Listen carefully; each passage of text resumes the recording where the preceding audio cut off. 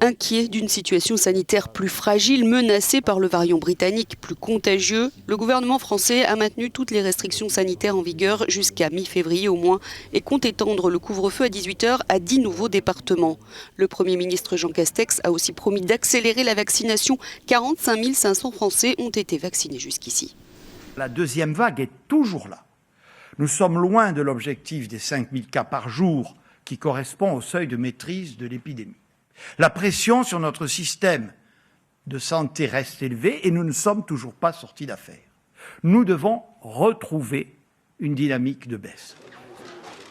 En outre, la frontière avec le Royaume-Uni restera très limitée et pour la franchir, un test Covid négatif sera nécessaire.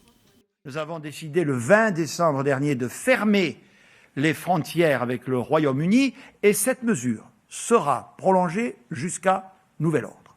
Seules certaines catégories de personnes très précises sont autorisées. De l'autre côté de la Manche, la situation est désastreuse. Le Royaume-Uni a enregistré jeudi le plus grand nombre de décès quotidiens depuis avril, avec plus d'1 millier de morts ces dernières 24 heures. Le Covid-19 a désormais fait plus de 78 600 victimes. Le Premier ministre britannique Boris Johnson a tenté de remonter le moral des troupes avec un discours combatif.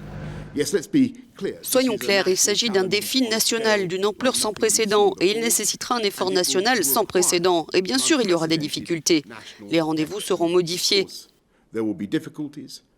Mais l'armée travaille main dans la main avec les services de santé, le NHS et les conseils locaux pour mettre en place notre réseau de vaccination et utilise des techniques de préparation au combat pour nous aider à garder le rythme.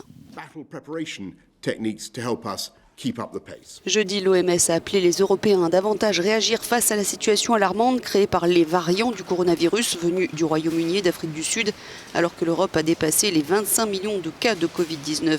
Le dernier pays en date à durcir ses restrictions est le Portugal, qui vient d'annoncer la prolongation de l'état d'urgence pour au moins une semaine supplémentaire.